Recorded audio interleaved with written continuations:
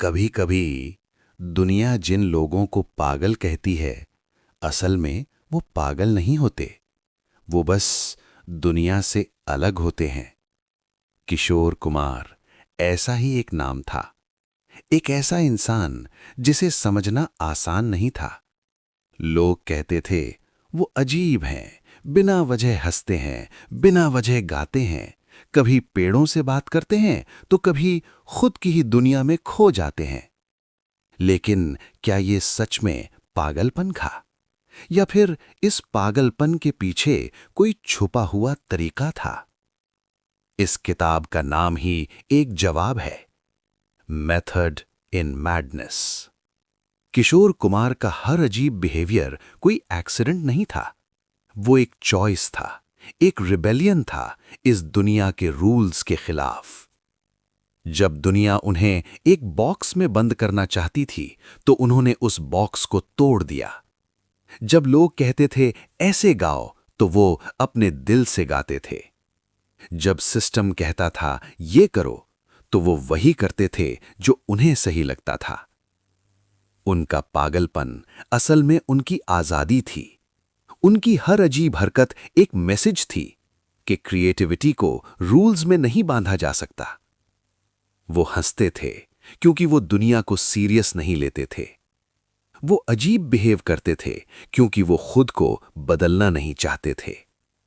और शायद इसीलिए वो बाकी सबसे अलग थे। किशोर कुमार ने सिर्फ गाने नहीं गाए, उन्होंने ये साबित किया कि अगर आप सच में ओरिजिनल हो तो दुनिया आपको पहले पागल कहेगी और बाद में लेजेंड।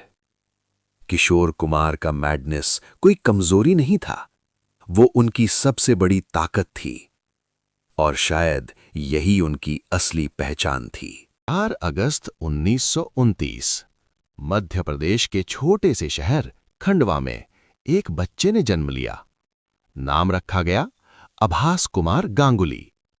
किसी ने नहीं सोचा था कि यही बच्चा एक दिन भारत की आवाज बन जाएगा।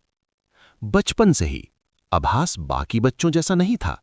वो शरारती था, मस्त मौला था और सबसे ज्यादा अपनी ही दुनिया में रहने वाला था। स्कूल की किताबों से ज्यादा उसे आवाजों में दिलचस्पी थी। कभी वो अजीब अजीब आवाजें निकालता तो कभी खुद ही गाने गुनगुनाने लगता। लोग उसे देखकर हंसते थे, कहते थे ये लड़का थोड़ा अलग है। लेकिन उसे फर्क नहीं पड़ता था क्योंकि वो दूसरों जैसा बनना ही नहीं चाहता था। घर का माहौल भी फिल्मों से जुड़ा हुआ था। उनके बड़े भाई अशोक कुमार पहले से ही फिल्म इंडस्ट्री का बड़ा नाम बन चुके थे। शायद यही वजह थी कि आभास के सपनों को एक दिशा मिल गई। लेकिन उसका रास्ता आसान नहीं था क्योंकि वो किसी और की तरह नहीं बनना चाहता था। वो नकल नहीं करना चाहता था, वो अपना खुद का अंदाज बनाना चाहता था। खंडवा की गलियों में खेलता कूदता वो बच्चा धीरे धीरे एक कलाकार बन रहा था। एक ऐसा कलाकार जो रूल्स नहीं मानता था, जो बाउंड्रीज में नहीं बंधता था। और शायद यही उसकी सबसे बड़ी ताकत थी। आभास कुमार गांगुली अब धीरे धीरे बन रहा था किशोर कुमार। सपनों का शहर मुंबई, जहां हर दिन हजारों लोग आते हैं अपनी किस्मत बदलने। और उन्हीं सपनों के बीच एक नाम और जुड़ा, आभास कुमार गांगुली। लेकिन ये सफर इतना आसान नहीं था। उनके बड़े भाई अशोक कुमार पहले से ही फिल्म इंडस्ट्री में एक बड़ा नाम थे। लोगों को लगा कि उनके लिए रास्ता आसान होगा, लेकिन सच्चाई कुछ और थी। किशोर कुमार को पहचान नहीं, खुद बनानी थी। उन्होंने एक्टिंग से शुरुआत की। छोटे छोटे रोल्स मिले, कभी साइड कैरेक्टर तो कभी कॉमिक रोल। लेकिन कोई उन्हें सीरियसली नहीं लेता था। सेट पर लोग हंसते थे, कहते थे ये हीरो नहीं बन सकता। कई बार उन्हें इग्नोर किया गया, कई बार रिजेक्ट। लेकिन उनके अंदर कुछ था जो हार मानने को तैयार नहीं था। उन्हें खुद भी नहीं पता था कि उनकी असली ताकत क्या है। वो एक्टर बनने आए थे, लेकिन डेस्टिनी उनके लिए कुछ और ही लिख चुकी थी। धीरे धीरे उनकी आवाज लोगों तक पहुंचने लगी।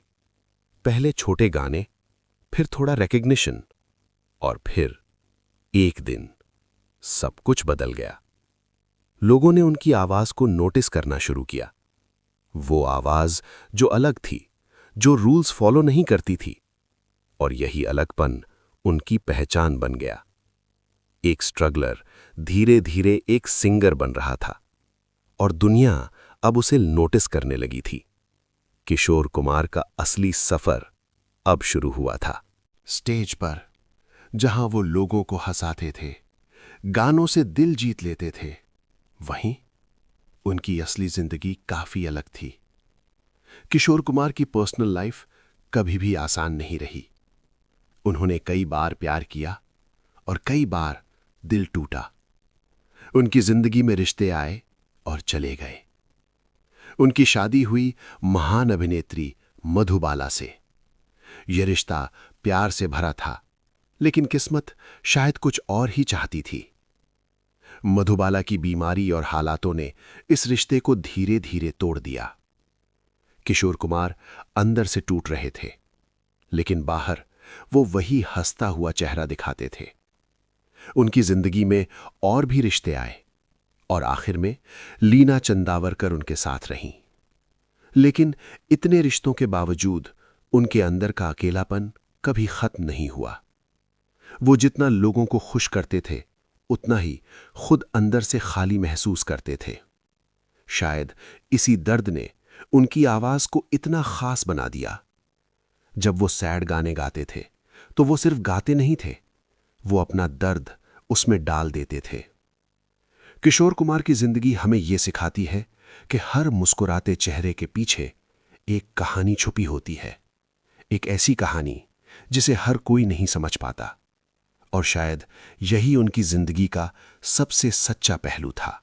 स्टेज पर जहां वो लोगों को हंसाते थे, गानों से दिल जीत लेते थे, वहीं उनकी असली जिंदगी काफी अलग थी। किशोर कुमार की पर्सनल लाइफ कभी भी आसान नहीं रही। उन्होंने कई बार प्यार किया और कई बार दिल टूटा। उनकी जिंदगी में रिश्ते आए और चले गए। उनकी शादी हुई महान अभिनेत्री मधुबाला से। यह रिश्ता प्यार से भरा था, लेकिन किस्मत शायद कुछ और ही चाहती थी। मधुबाला की बीमारी और हालातों ने इस रिश्ते को धीरे धीरे तोड़ दिया। किशोर कुमार अंदर से टूट रहे थे, लेकिन बाहर वो वही हंसता हुआ चेहरा दिखाते थे।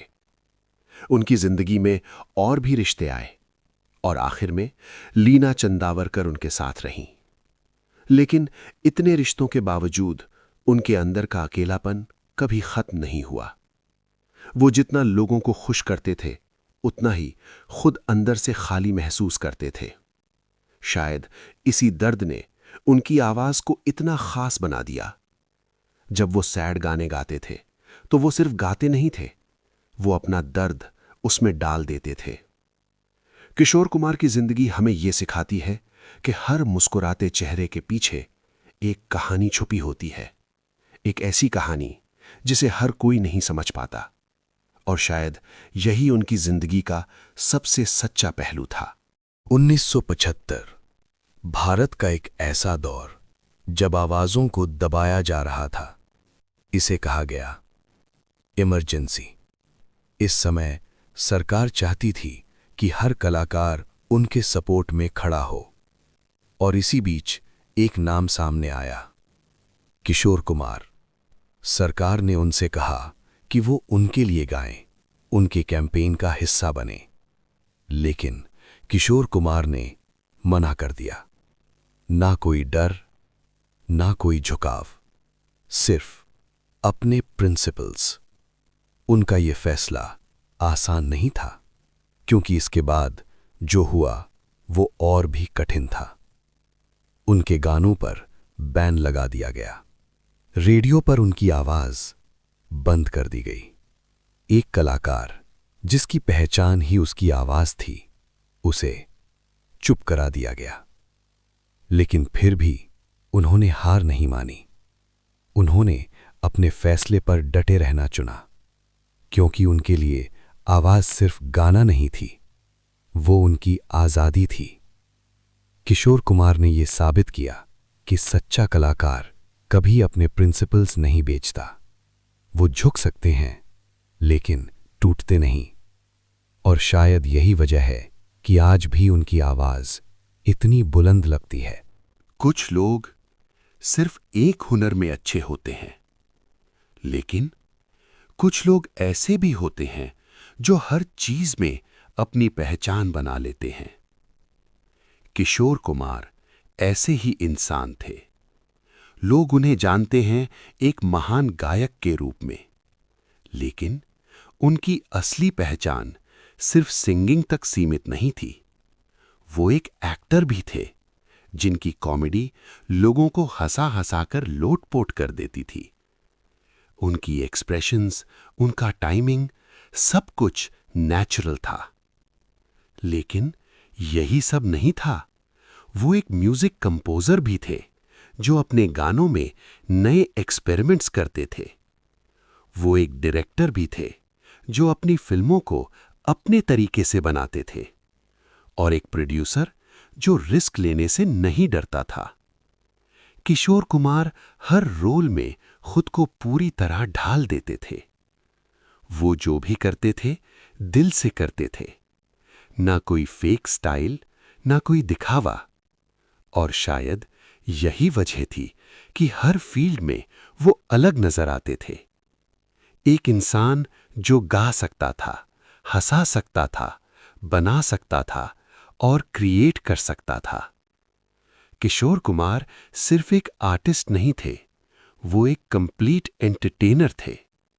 एक ऐसा इंसान जिसने ये साबित किया कि अगर टैलेंट सच्चा हो तो वो किसी एक जगह नहीं रुकता, वो हर दिशा में अपनी पहचान बना लेता है।